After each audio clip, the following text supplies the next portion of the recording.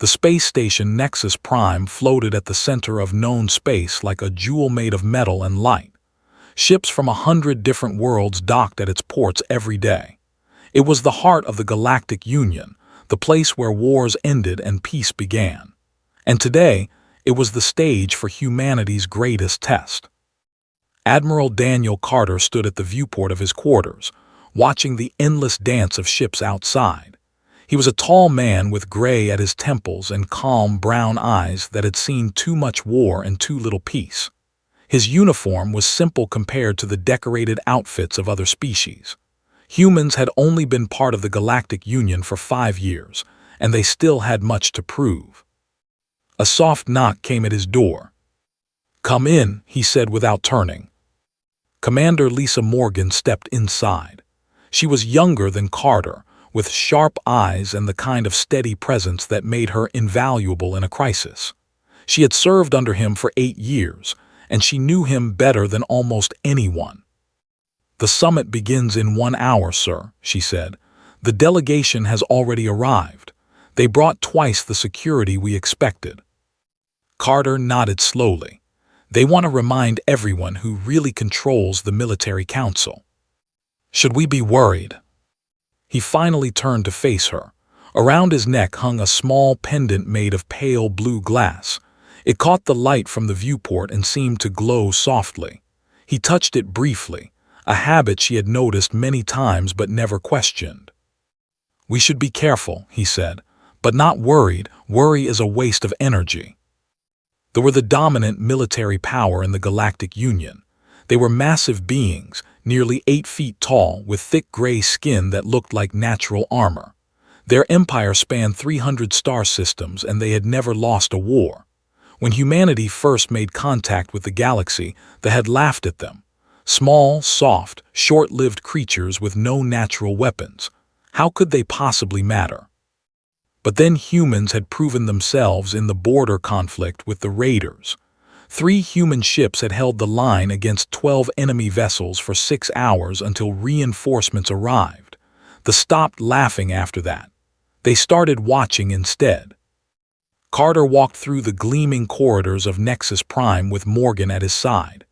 Other species moved around them, some curious, some dismissive. A group of diplomats, small beings with blue skin and large eyes, nodded respectfully as he passed. They remembered how human medics had saved their colony from a plague 3 years ago. But not everyone was friendly. Fleet Commander stood in the center of the main atrium, surrounded by his officers. He was enormous even by his species standards, with shoulders as wide as a doorway and eyes like chips of black ice. When he saw Carter approaching, his wide mouth twisted into something that might have been a smile. "Admiral Carter," said, his voice booming across the atrium. "The famous human warrior. I expected someone larger." Several of his officers laughed. Other species in the atrium pretended not to notice, but Carter could feel their attention. He stopped a respectful distance from and offered a slight bow. "Fleet Commander, it is an honor to meet you. Your victory at the Siege of is still studied in our academies." His eyes narrowed slightly. He had expected anger or embarrassment, not calm respect. "Yes, it was a great victory. Perhaps someday humans will achieve something worth studying." "Perhaps," Carter agreed pleasantly. "We are still young among the stars. We have much to learn." This seemed to irritate more than any insult would have. He stepped closer, using his massive size to loom over the human admiral. "Learning requires knowing your place. Humans have been given a seat at this summit as a courtesy, nothing more. Remember that." Carter met his gaze without flinching. "I understand the honor we have been given. We are grateful for the opportunity." For a long moment, they stood facing each other, then snorted and turned away, leading his officers toward the council chamber. Morgan let out a breath she had been holding. That could have gone worse. "It is not over yet," Carter said quietly. The summit chamber was a vast circular room with seats arranged in rising tiers around a central platform. Representatives from over 40 species filled the seats, their conversations creating a constant hum of sound. Carter took his place in the human section, which was notably smaller than most others. High Counselor, a elder with silver skin and wise old eyes, called the summit to order. There were ancient beings who had given up warfare long ago. They served as mediators and keepers of peace, had seen empires rise and fall, and his voice carried the weight of centuries. "We gather today to discuss the future of our union," announced. "Many proposals will be heard, many voices will speak. Let us remember that we are all travelers on the same cosmic sea." The first hours of the summit passed slowly. Trade agreements were debated. Border disputes were discussed. Carter listened carefully, learning the rhythms of galactic politics. He noticed how interrupted other speakers, how the delegation voted as a bloc, how smaller species looked to the larger powers before casting their own votes. When the discussion turned to military matters, Rose to speak. "The defense of our union requires strength," he declared. "And strength comes from those who have proven themselves in battle, not from newcomers who have won a single skirmish against raiders." Several delegates looked toward the human section. Carter remained still, his face revealing nothing. "Humans have requested equal voting rights on the military council," continued. "This is not appropriate. They do not have the experience or the resources to contribute meaningfully to our defense." Carter felt Morgan tense beside him, but he placed a gentle hand on her arm. "Not yet." When finished, looked toward the human delegation. "Admiral Carter, do you wish to respond?" Carter stood slowly. Every eye in the chamber turned to him. He took a moment to meet as many gazes as he could before speaking. "I understand Fleet Commander's concerns," he said simply. "Trust must be earned. We ask only for the chance to earn it." It was not the fiery response many had expected. Some looked disappointed, others looked thoughtful, looked frustrated. As the summit recessed for the day, Carter walked toward the exit. He did not see moving through the crowd behind him, following him into a quieter corridor away from the main halls. But he heard the heavy footsteps approaching, and he felt the shadow fall over him as the massive blocked his path. Human growled, "We need to talk." Carter stopped and turned calmly. "Of course, Fleet Commander, how can I help you?" The corridor was empty except for the two of them and a young officer who hung back near the wall, watching nervously. Carter noticed the young officer but said nothing. Stepped closer, close enough that Carter could smell the strange metallic scent of skin. "You think you are clever with your humble words and your peaceful manner, but I see through you. I see what humans really are." "And what is that?" Carter asked quietly. Leaned down until his face was inches from Carter's. "Pretenders, weaklings playing at being warriors. You do not belong here and you never will." Carter held his gaze without wavering. "I respectfully disagree, but I understand we have different perspectives." Something dark flickered in his eyes. He was used to beings who cowered or fought back. This calm acceptance was something he did not know how to handle, and what he could not handle he destroyed. "Perhaps," said slowly, "you need a lesson in how the galaxy really works." The young officer at the wall shifted uncomfortably. Carter noticed and filed the observation away. Then he focused entirely on the threat before him. "I am always willing to learn," Carter said. "That is the human way." His hands clenched into fists the size of human heads. The air between them seemed to crackle with tension. And somewhere in the distance, a ship's bell chimed the hour, marking the end of the first day of the summit and the beginning of something none of them could have predicted. The corridor was cold and silent.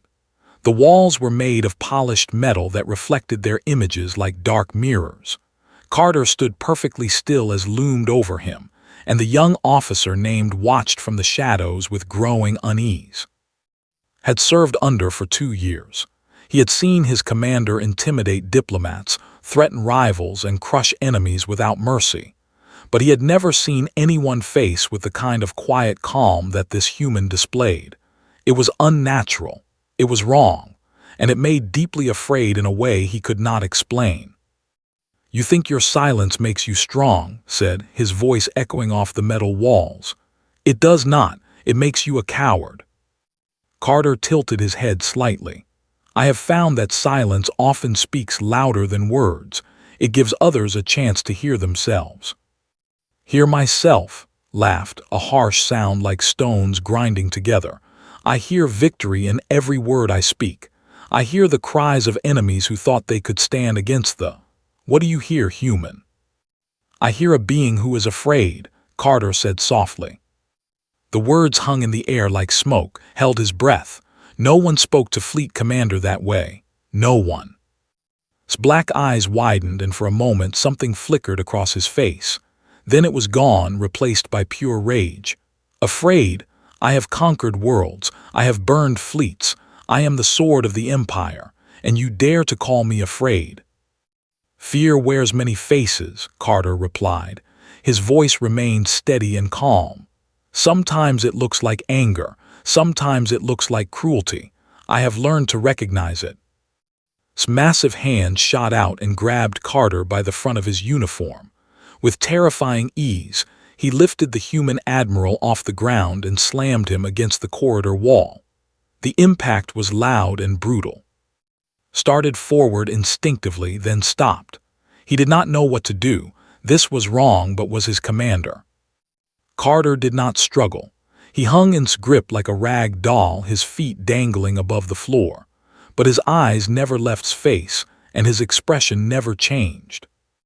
"You talk of fear," growled, bringing his face close to Carter's. "Let me show you what fear truly is." He shoved Carter harder against the wall. There was a sound, soft and delicate, almost musical, the sound of glass breaking. Carter looked down. The pale blue pendant around his neck had shattered against the metal wall. Fragments of glass fell to the floor like frozen tears, and with them fell something else. Something that looked like fine gray dust, scattering across the cold metal floor. For a moment, nothing moved. Then released his grip, and Carter slid down the wall until his feet touched the ground. He did not stand straight. He did not look up. He simply stared at the broken glass and the gray dust at his feet. Felt something change in the air. It was like the moment before a storm, when the sky goes green and the wind dies completely. Every instinct he had screamed at him to run. Carter slowly knelt down. He gathered the broken pieces of glass in his hands, not seeming to notice when the sharp edges cut his palms. Blood mixed with the gray dust. He held the fragments carefully, reverently, as if they were more precious than anything in the universe. "What is that?" demanded. His voice was still arrogant, but there was something uncertain beneath it now. Some human charm, some primitive token. Carter did not answer immediately. When he finally looked up, his face had changed. It was not angry. It was not sad. It was empty, completely, terrifyingly empty, like looking into a void where a person used to be. "This was my daughter," Carter said quietly. "Frowned what?" "Her ashes." Carter's voice was barely above a whisper. "My daughter Amy died 3 years ago. She was 14 years old. I have carried her with me every day since. Everywhere I went, she went with me. Every meeting, every battle, every quiet moment alone." The silence that followed was absolute. Felt his heart's pounding in his chest. He did not fully understand human customs, but he understood grief. Every species in the galaxy understood grief. "She loved the color blue," Carter continued, still kneeling on the cold floor. "She wanted to see the stars someday. She used to tell me that space was full of wonders waiting to be discovered. She never got to discover them, but I carried her with me so she could see them through my eyes." Took a step backward. For the first time in his memory, the mighty fleet commander looked uncertain. "And now," Carter said, looking at the scattered dust on the floor, "she is gone, truly gone, scattered on the floor of an alien space station, stepped on and forgotten." He stood slowly, his bloodied hand still holding the broken glass. When he raised his eyes to Meet's gaze, there was something ancient and terrible in them. Not rage, something colder, something patient. "Do you know what the worst part is?" Carter asked. "I came here in peace. I came here to build bridges. I came here because I believed it was what she would have wanted. She was always kinder than me, always more forgiving." He took a single step toward, and the massive flinched, would remember that moment for the rest of his life. "I forgave your empire for many things," Carter said. "I swallowed my pride and my pain for the sake of peace. But this," he opened his hands, showing the broken glass and the blood, "this was all I had left of her, and you took it from me because you wanted to feel powerful." Opened his mouth to speak, but no words came out. Carter looked at him for a long, silent moment. Then he turned and walked away down the corridor. His footsteps echoed like heartbeats growing fainter. He did not look back. And stood alone in the corridor. The gray dust was already settling into the cracks between the floor panels, disappearing forever. "Commander," said hesitantly, "should we?" "Be silent," snapped, but his voice lacked its usual force. Looked at the floor where the dust had fallen. He looked at the direction Carter had gone, and he understood with terrible clarity that his commander had just made a mistake that could not be undone. In the years of war and conquest, had defeated countless enemies. He had broken worlds and shattered armies, but he had always fought against things that fought back. He had never faced an enemy who simply walked away with empty eyes and bloodied hands. That kind of enemy was not defeated. That kind of enemy was transformed. Had been taught that humans were weak because they felt too much. Their emotions made them unstable, unpredictable, fragile. But standing in that silent corridor, watching the blood dry on the floor where Carter had knelt, he began to wonder if his teachers had been wrong. Perhaps humans felt too much not because they were weak, but because they were strong enough to carry that weight. And perhaps the most dangerous human was not one who felt nothing, but one who had felt everything and been pushed beyond the breaking point. Somewhere in the depths of the space station, Daniel Carter walked alone through empty corridors. He did not return to his quarters. He did not seek out his officers. He simply walked, holding the broken pieces of his daughter's memorial, bleeding quietly in the dark. When morning came, the summit would resume. The delegates would gather, the debates would continue. But something fundamental had changed in the night. Something had broken that could never be repaired. And the shatter still echoed in the silence. Commander Lisa Morgan found the broken glass at dawn. She had been searching for Admiral Carter for hours. When he did not return to his quarters after the summit's first session, she had assumed he was meeting with other delegations. When he did not answer his communicator, she grew concerned. When Captain Brooks reported that no one had seen the Admiral since he left the main chamber, concern became fear. Now she stood in a quiet corridor in the lower levels of Nexus Prime, staring at fragments of pale blue glass scattered across the metal floor. Dark stains surrounded them. Blood, human blood. She knew that glass. She had seen Carter touch that pendant 1,000 times. She had never asked about it, respecting his privacy, but she had always known it meant something profound. Morgan knelt down slowly and began to gather the pieces. Her hands trembled as she worked. Among the glass, she found traces of gray dust, already being scattered by the station's air circulation system. She did not know what it was, but the sight of it filled her with a cold dread she could not name. She activated her communicator.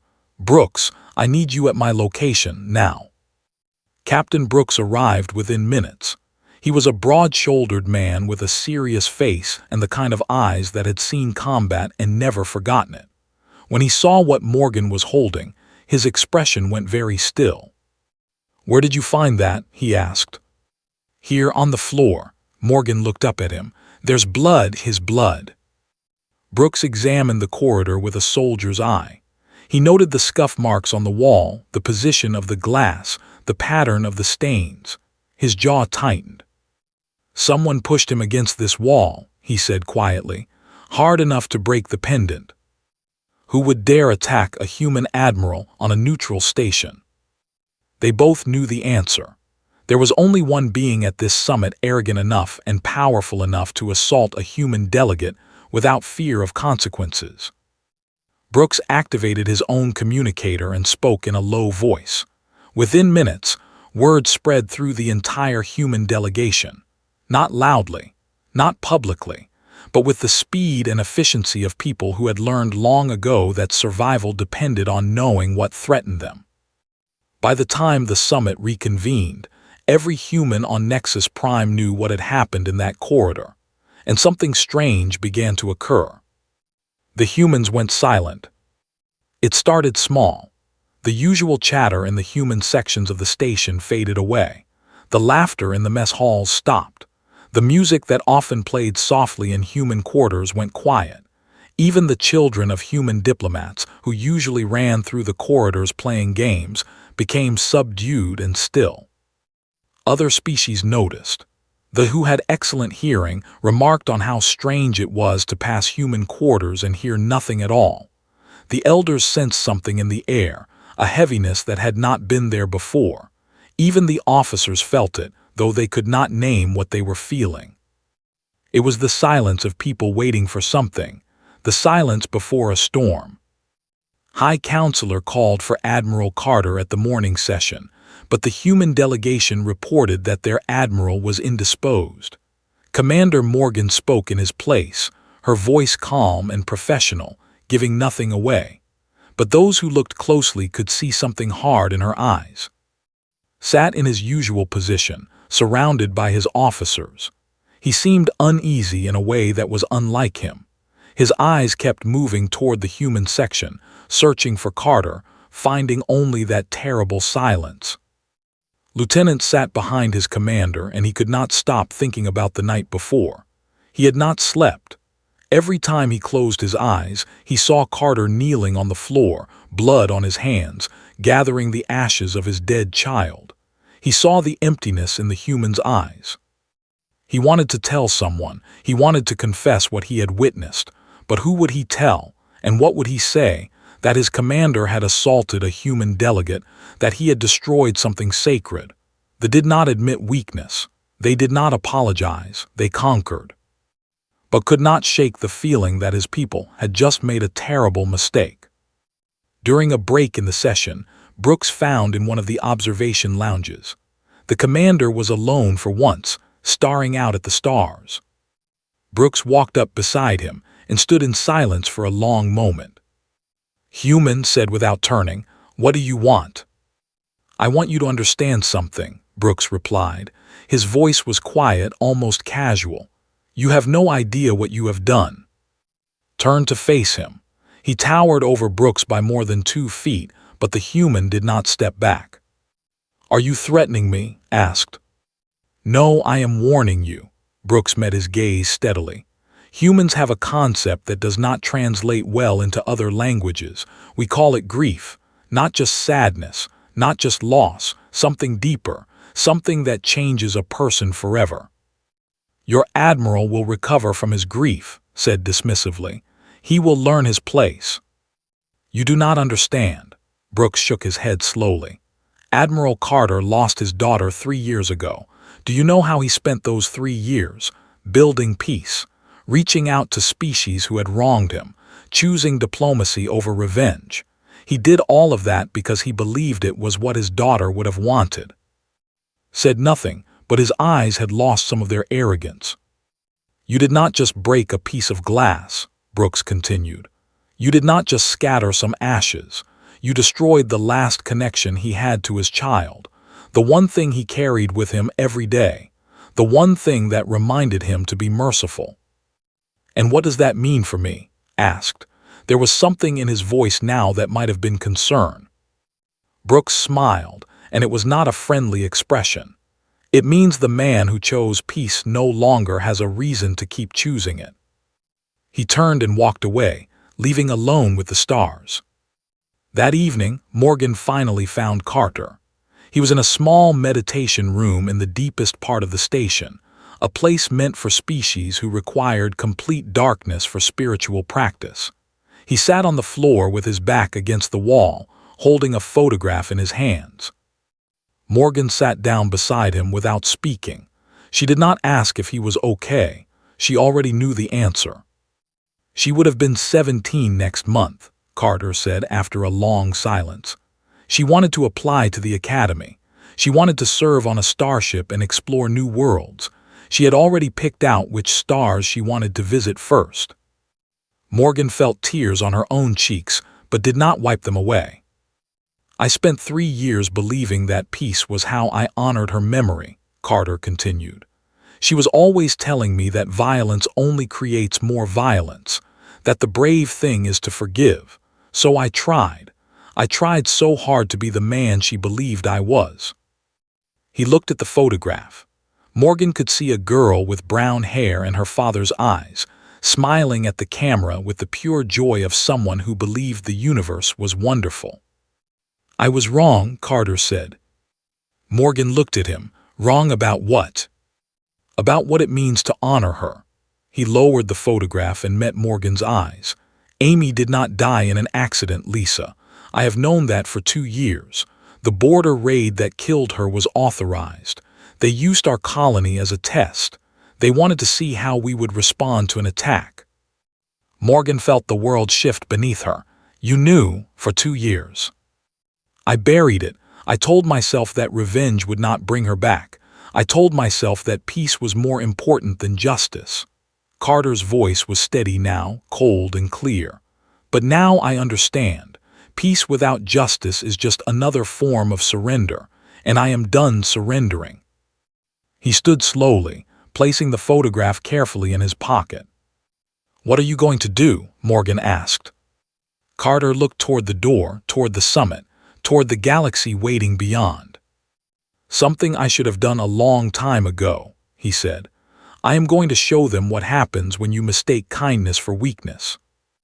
And for the first time in 3 years, the hollow look in his eyes was replaced by something bright and fierce and utterly terrifying. The next morning, Admiral Daniel Carter walked into the summit chamber like a man who had already won a war that no one else knew was being fought. He wore a fresh uniform without decoration. His hands were bandaged where the broken glass had cut them. His face was calm, but there was something different about his eyes. The emptiness was gone. In its place was clarity, the kind of clarity that comes only to those who have faced their deepest pain and emerged on the other side.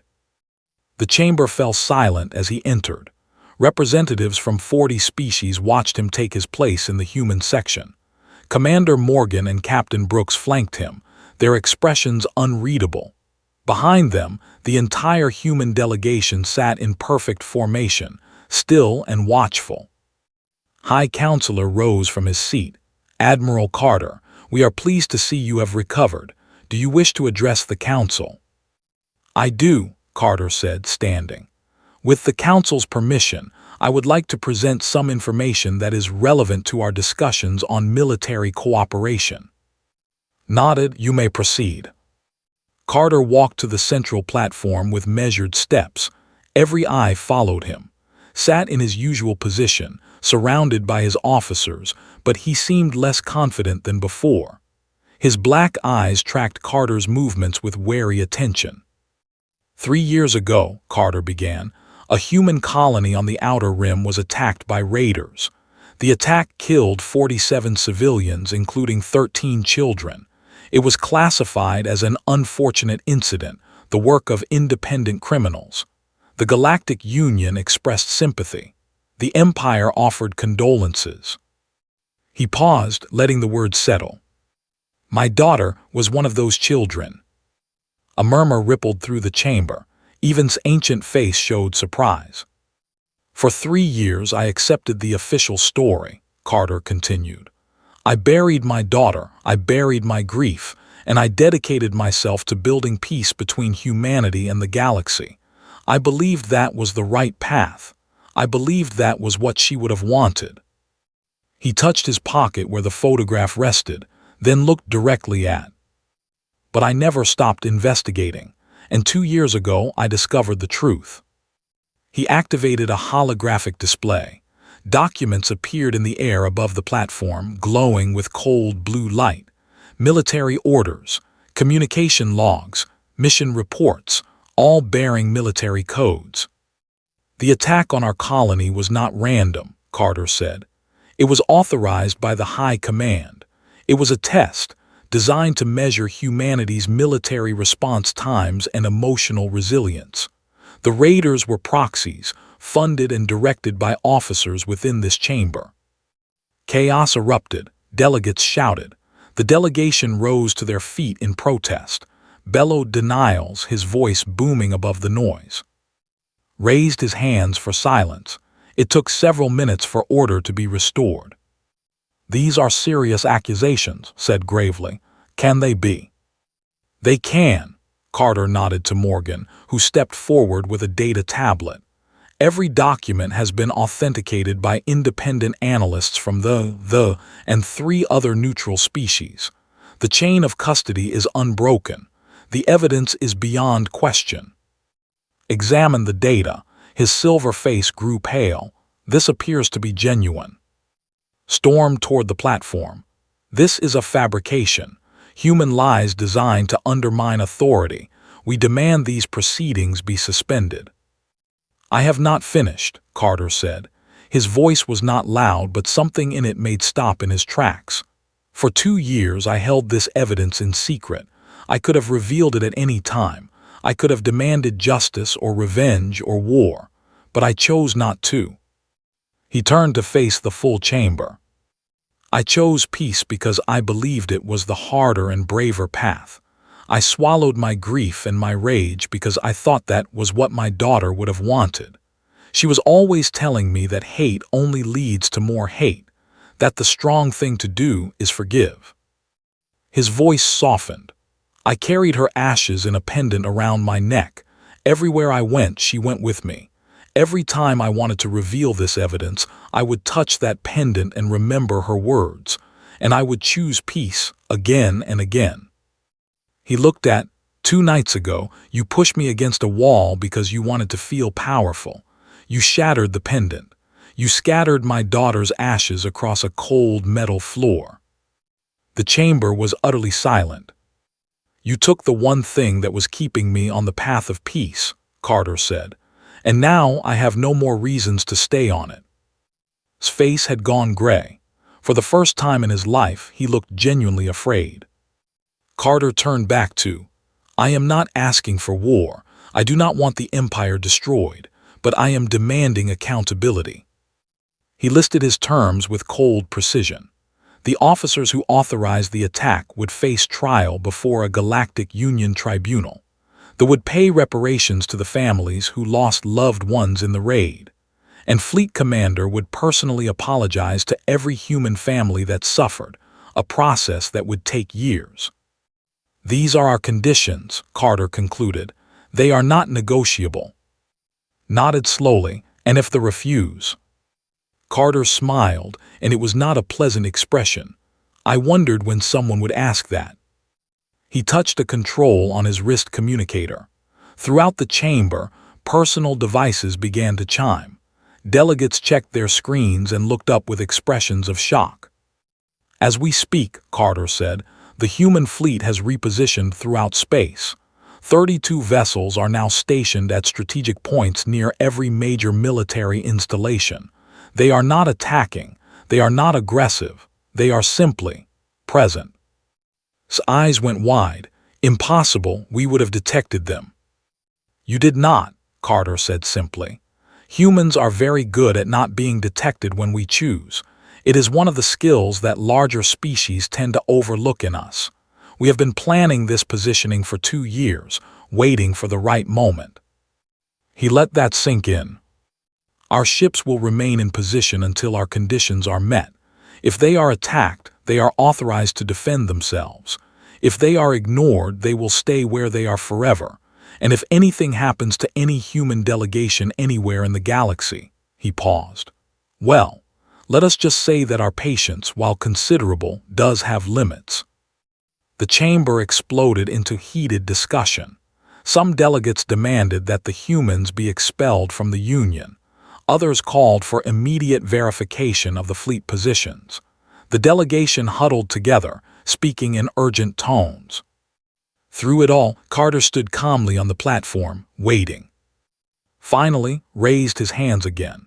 This council will recess to verify the evidence and consider the human demands. All parties are advised to remain on the station until a decision is reached. As the delegates began to file out, approached Carter. The young officer looked nervous but determined. "Admiral," he said quietly, "I was there that night. I saw what Commander did to you. I should have stopped him. I should have done something." Carter studied the young officer for a long moment. "You are here now. That takes courage." "I do not understand," admitted. "How could you carry this evidence for 2 years and not act? How could you watch the beings who killed your daughter and still speak of peace?" Carter considered the question. "When my daughter was alive, she believed that people could be better than they were. She believed that even enemies could become friends. I wanted to live in the world she imagined, even though she was no longer in it. And now I understand that peace without justice is just surrender with better speeches." Carter's eyes met. "But I still hope for a day when there can be both. Maybe you will be part of building that day." He walked past the young officer, rejoining his delegation. Watched him go, thinking about the incredible restraint it must have taken to carry such pain for so long. Thinking about how close humanity had come to war, and how one broken pendant had changed everything.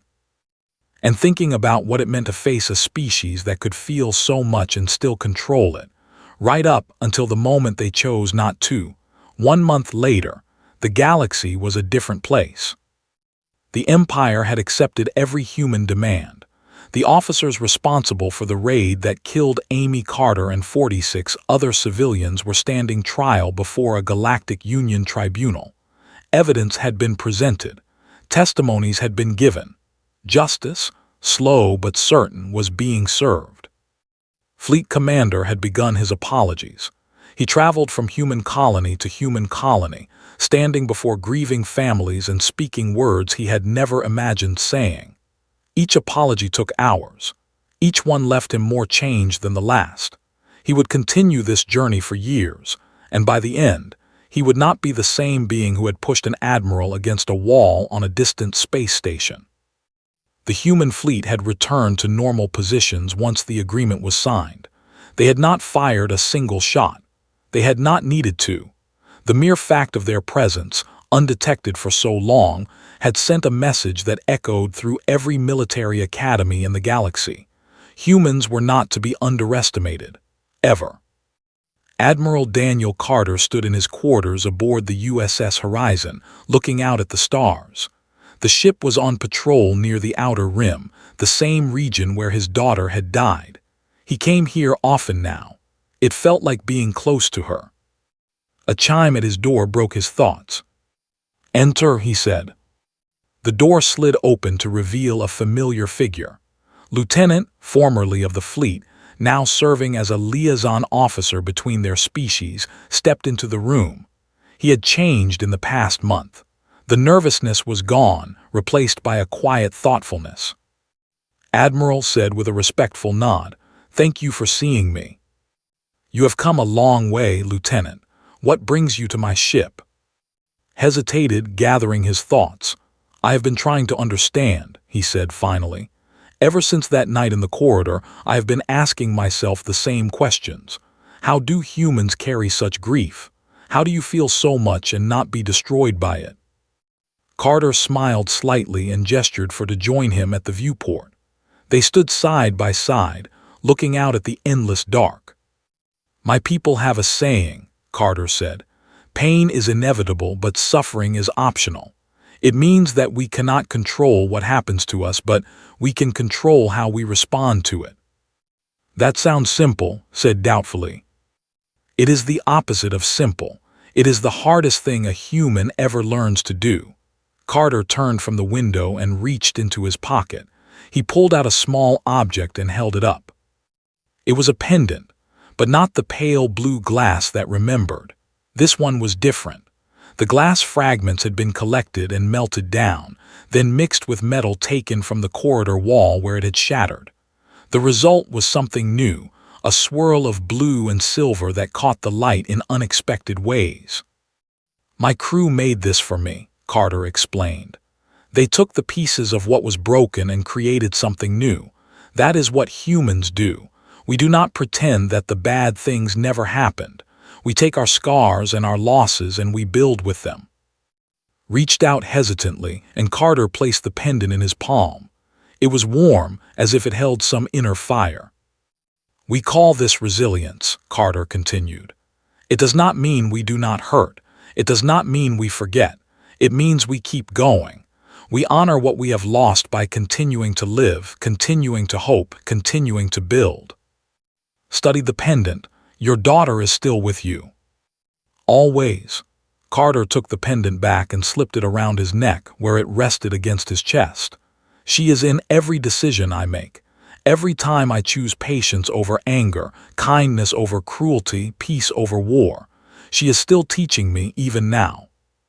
"Do you forgive Commander?" asked quietly, "for what he did?" Carter was silent for a long moment. "Forgiveness is a journey, not a destination," he said at last. "I am still walking that road. Some days I am closer to the end than others, but I keep walking because that is what she would want." Nodded slowly. He understood, perhaps for the first time, that human emotions were not weaknesses to be exploited. They were strengths forged in the fire of experience. They were what made humans capable of both terrible wrath and incredible mercy. "Thank you," Admiral said, "for teaching me. Thank you for being willing to learn." Carter offered his hand and took it. "Perhaps someday your people and mine will truly understand each other. Perhaps we will build something together that neither could build alone." "I would like that," admitted. After the young officer left, Carter remained at the viewport. The stars stretched endlessly before him, each one a sun with worlds of its own, each world full of beings who loved and lost and grieved and hoped. Somewhere out there, other species were changing how they thought about humans. The stories were spreading, not stories of human violence or human weapons, but stories of human restraint. Stories of a man who carried evidence of his daughter's murder for 2 years and chose peace. Stories of a fleet that could have struck but did not. Stories of an admiral who demanded justice but not revenge. These stories were more powerful than any battle could have been. Commander Morgan appeared in the doorway. "Admiral, we are receiving messages from They want to discuss a new trade agreement, and they have requested your presence at their next council meeting." Carter smiled. "It seems our reputation precedes us." "In a good way for once." Morgan hesitated. "How are you doing, sir, really?" He considered the question honestly. "I am doing better, not healed, maybe never completely healed, but better. I have purpose again, not just surviving but building something. I think Amy would approve." Morgan nodded, her eyes bright with unshed tears. "I think she would too."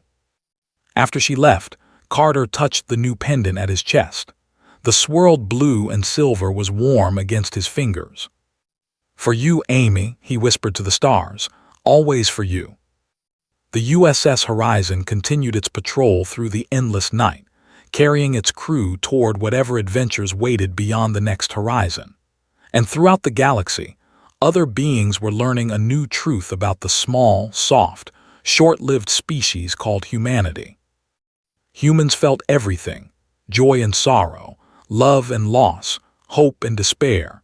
They carried these feelings like flames burning in their chests, and sometimes those flames threatened to consume them.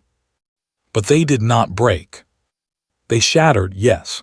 They shattered into 1,000 pieces when the universe struck them down. But then they gathered those pieces in their bleeding hands and built something new, something stronger, something beautiful. That was the human way. And the galaxy would never forget it.